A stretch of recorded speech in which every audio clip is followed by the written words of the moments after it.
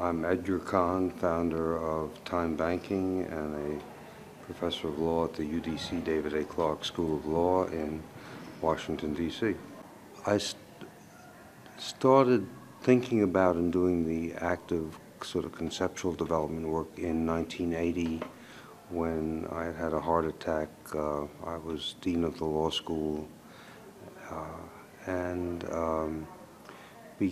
had begun already realizing that while we were winning battles and using the law as an advocacy tool, we were really losing ground. We were losing the war on issues of equality and opportunity that were pretty pervasively. And I thought, how can we begin to change the way in which the world perceives the issues of equality? And I decided, as long as we perceive kids, teenagers, elderly, people on public assistance as objects of charity, they would get the crumbs.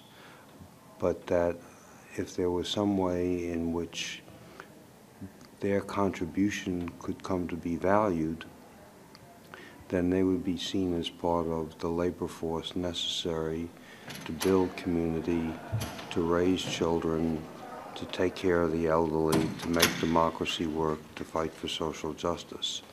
And my experience going back to the early days of the war on poverty around using and implementing maximum feasible participation was that they were a critical part of the workforce needed to deal with every social problem.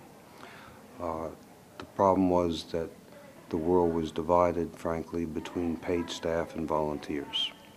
And as long as they were simply considered volunteers, their labor wasn't counted or valued. And so I began to think about how could we begin to value the labor and the contribution that was essential that they and only they could make. I tend to think of volunteering as a one-way transaction of I help you because I have something you need, but you have nothing I need or value or want. And I believe that the only way we're going to make headway with the kinds of problems he's trying to tackle is if we build in reciprocity, a sort of pay-it-forward dynamic into the receipt of help. So I've got nothing against the provision of help. I've got everything against defining the recipient of help as merely a passive consumer. And the reason time banking has reciprocity as a core value is I can come as a volunteer and help you, and I begin as a stranger and I leave as a stranger, and I leave you isolated. If I'm hoping that you'll be part of a network of people paying back by paying it forward, then I've changed a relationship between two strangers to a relationship that's between persons, and that builds networks and that builds social networks of the sort that I believe is essential to any kind of, to attacking any kind of social problem we have. One way to think of time dollars is simply as a tax-exempt barter currency that operates something like a babysitting pool. So you have 10 people with kids and they need help babysitting, so that I say I'll babysit for you. If somebody in this group will babysit for me, and you put in the hours. Well, time banking from one point of view is simply a way in which an all-purpose babysitting pool that includes elder care and home repair and pet watch and everything else can be in the pool. I think that one underestimates that if one just thinks of it that way, that it's too limited, because what we're really trying to do is rebuild what is the core economy of the society. And that core economy is home, family, neighborhood, community, civil society. That's the economic system that raises children, that builds strong neighborhoods, that builds strong families, that takes care of the elderly, that holds officials accountable, that produces turnouts for elections, that mobilizes to fight for social justice, and that involves all of the efforts necessary to preserve the planet and make it sustainable. So that's not exactly a minor economy. The time banking is rooted in that economy. The work that time banking values is the work that the market does not itself value, but that we value. It's caring labor, civic labor, social justice labor, cultural labor, and environmental labor. All of those kinds of labor are not valued by the market economy, but they are essential to building the kind of world we need. The notion of creating another kind of currency with another kind of value system is tricky. I think barter currencies have always flourished in hard times and then collapse when, quote, good times come. Time banking is not part of the barter currency world because it's rooted and based outside of the commercial economy where money changes hands, and it's really in the economy of family and neighborhood, community, kinfolk, civil society.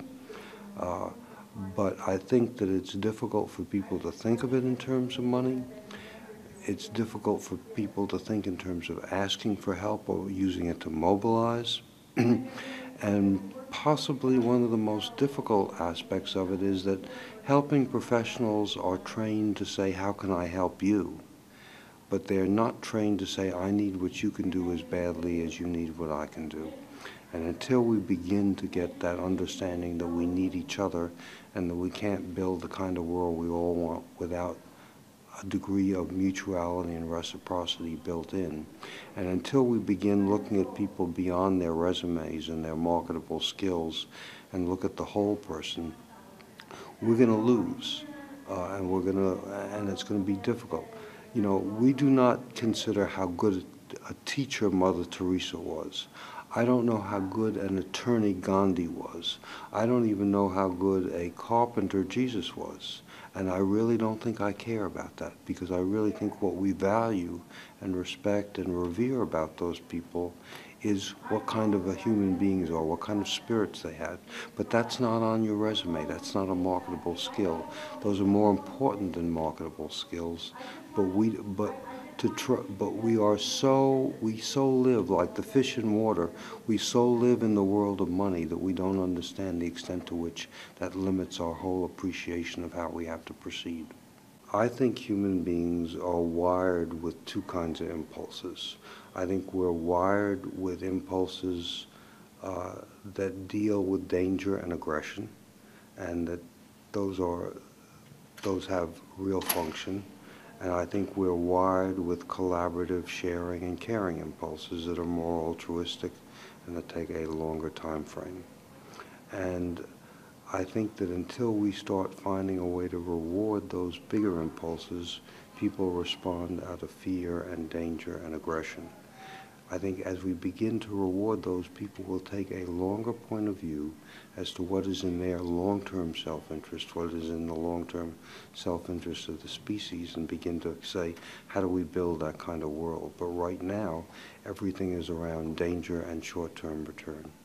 And so part of what I think time banking does is it sends a message that as a complementary currency, your quality of life and the things that you can make happen will change if you contribute to building that kind of world. And I think until we start rewarding and honoring and valuing that kind of work and rewarding those impulses and that part of human nature that I think is every bit as basic and aggressive as the competitive impulses, I don't think until we do that, I think we can only go down one path. I view money. Riane Eisler has written a book, The Chalice and the Shield, that talks about a partnering culture and a predatory culture. Well, I think money has built into it predatory DNA, and I think time banking has built into it partnering and pairing DNA. That DNA built into money is about, do you have more? It's quantitative, not qualitative. and it values scarcity and rewards scarcity. It does not reward, it devalues whatever is abundant. If it devalues whatever is abundant, it devalues every capacity that is universal that enabled our species to survive. I think it's about time we started to reward those better impulses, the impulse to care for each other, to come to each other's rescue, to stand up for what's right, to oppose what's wrong, to grieve together, to celebrate together, to come together and make decisions. All of those universal capacities are not scarce, so we devalue them and we only value what money values. As long as we only value what is scarce, we will not be rewarding and reinforcing those impulses that were critical to our species' survival. And that's why I think complementary currencies in general and time banking in particular has something to offer that can readjust the balance in how we function. There's a remarkably greater receptiveness to time banking over the past few years. In part, that may be due to the economy, but we've seen in the past year, we've seen a doubling in requests for startup kits almost every month. I'm hearing the same from England. Time banking is now spread to 33 countries, and I'm seeing an awareness that a greater receptivity to the idea that a complementary currency could be used to make a difference.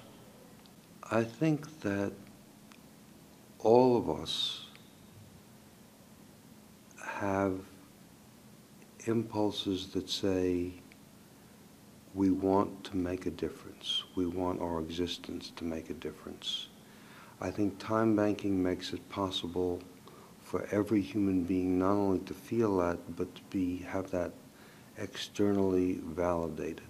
One of the beauties of when you come into a time bank meeting, you feel a different kind of energy because everybody knows that he or she is valued and that just their presence is perceived and felt as a gift.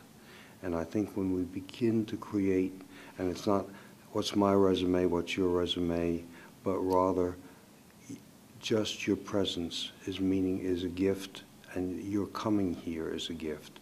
I think when we begin to create that sense of mutual respect, we can create a different kind of world. I think it will grow. I think there's a hunger for it, but I also think there's a readiness for it that there wasn't, frankly, in 1980 when I started. So I'm an optimist. I'm an incorrigible optimist.